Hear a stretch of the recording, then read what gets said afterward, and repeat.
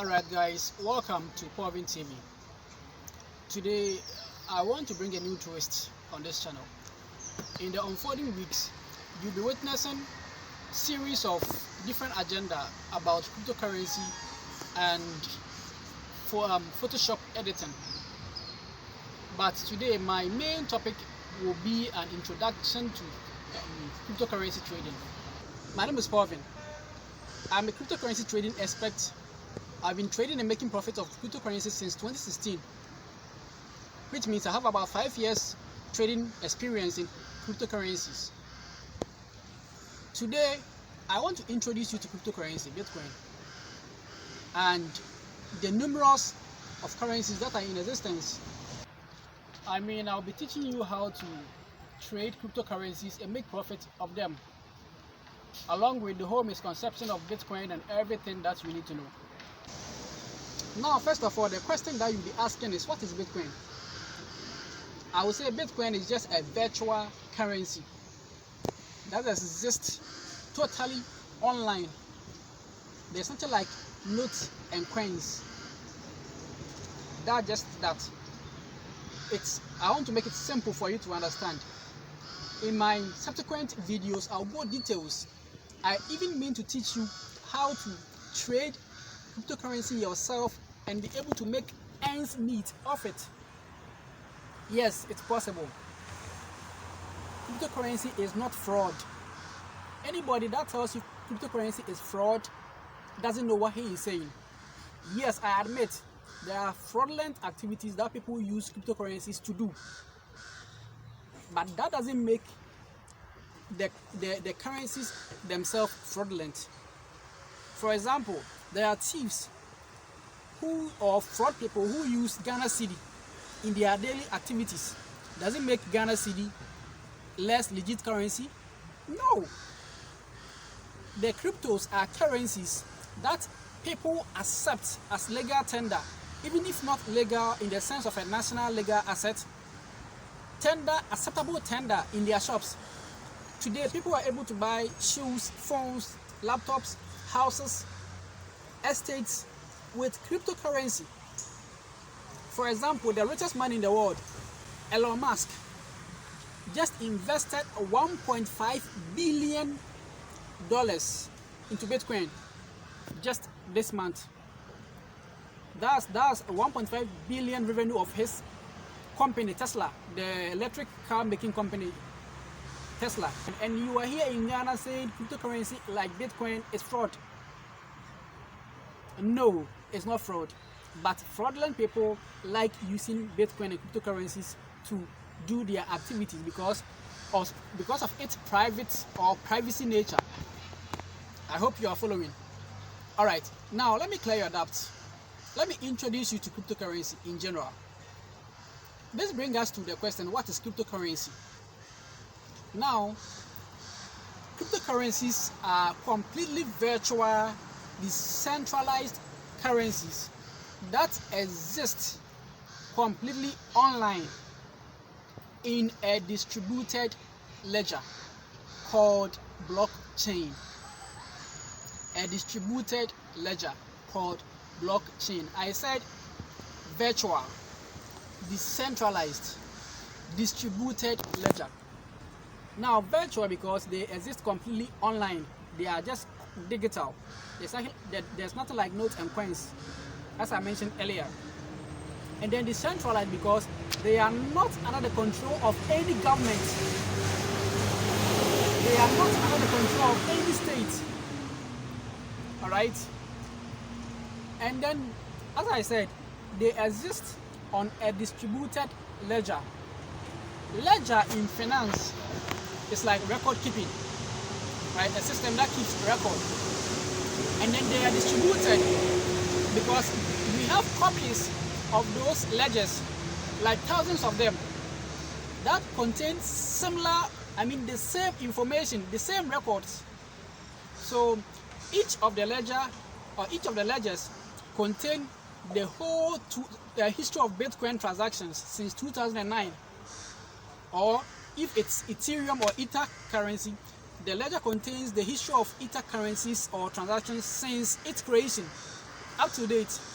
So if the ledgers are 1,000, each of the 1,000 ledgers contain the same information from the beginning of from the creation of the currency to date. Now, what makes the ledger secure? Because in our normal fiat currencies like cedis and dollars, people were able to create fake currencies, all right, and mix them. But in cryptocurrency, you can't really do that. Like something like Bitcoin, that's why people feel like Bitcoin is more secure than even dollars and cedis. The only thing is that it's too volatile. Now, the security of the system, the Bitcoin blockchain, comes in this form. Because the ledger that keeps Bitcoin, or on the network on which Bitcoin is transacted, are distributed, they have numerous copies of them that contain same situation or same history of transactions. If any of the ledger keepers want to add or remove anything from the records, it requires that majority of the ledgers come together to agree that we are going to remove or add. So if the ledger holders are 1,000, then at least 501 of them must come together and agree that we are going to remove a particular Bitcoin transaction from it before it will be possible. And then it's very difficult for you to get 50% of those ledger keepers to agree. It's almost impossible. Okay, so you can't sit somewhere and create your own coins and call them Bitcoin and expect them to be transferred on a Bitcoin network, because the ledger keepers may not, or not even may, will not be able to agree that those alien coins should be allowed to pass through the system. So it will surely be blocked. That's a little bit about the Bitcoin ledger, the network on which the Bitcoin is used. Now, you know, in our daily currencies like cedis, the digital ones use wallets and network on which we transfer them. The Momo wallet and the Vodafone Cash wallets that are on your phones as a medium of transfers are kept by the telcos, all right? But the Bitcoin network was created by an anonymous person, an unknown person. The pseudonym of the person is Satoshi Nakamoto. Right? But we don't know where this person is, whether he is alive or dead. All right? But it is believed that he is the one who created Bitcoin, and Bitcoin was the first cryptocurrency that was ever created in 2009, somewhere around January 2009. That was when Bitcoin was created. Now, how different is Bitcoin from the fiat currency that we know? Now, as I said, Bitcoin is not under any control of any central bank or state, but fiat currencies are controlled by states. Today, when the Ghana cedi falls, you will see the Bank of Ghana trying everything possible to revamp or bring the cedi on its feet and make it strong again. But when Bitcoin falls, nobody goes behind the scene and then work towards bringing it up. The fall or rise of Bitcoin is solely determined by the market forces, the sellers and the buyers, because Bitcoin in itself don't hold any value. The value that Bitcoin has is what you, the seller, and he, the buyer, are willing to offer each other. So if I'm willing to buy one Bitcoin for $1,000, that's what Bitcoin values. If I'm willing to buy one Bitcoin for $1, that's what it values. Right? But today, there are numerous shops online that allow you to pay your bills and pay for your products with cryptocurrencies. So as demands go high, the currencies are expected to respond in a rising nature.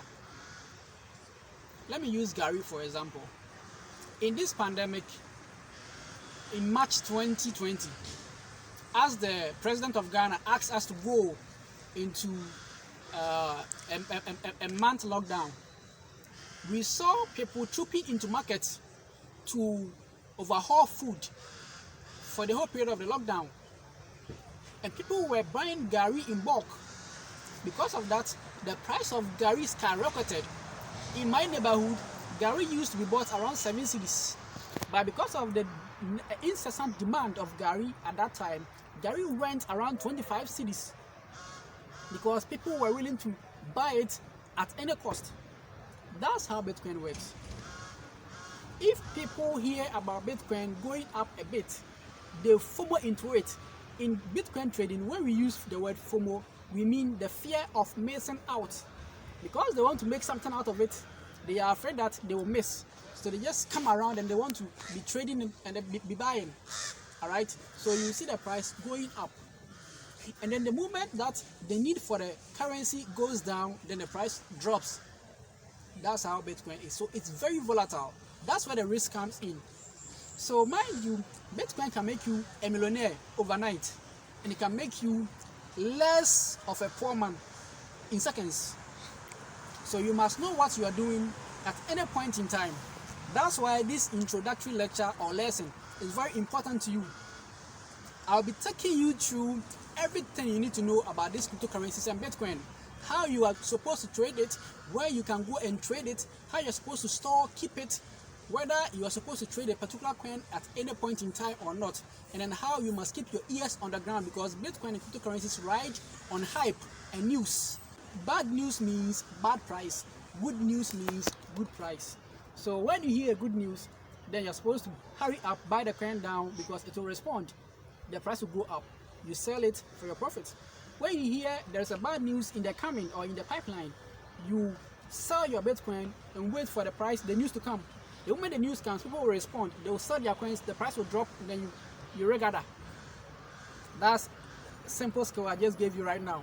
But you are a novice, so don't go and trade yet. Wait until I give you the full details before we allow ourselves to start trading cryptocurrency and Bitcoin. Alright, I'll end here today. Expect to catch me live next time. Bye bye.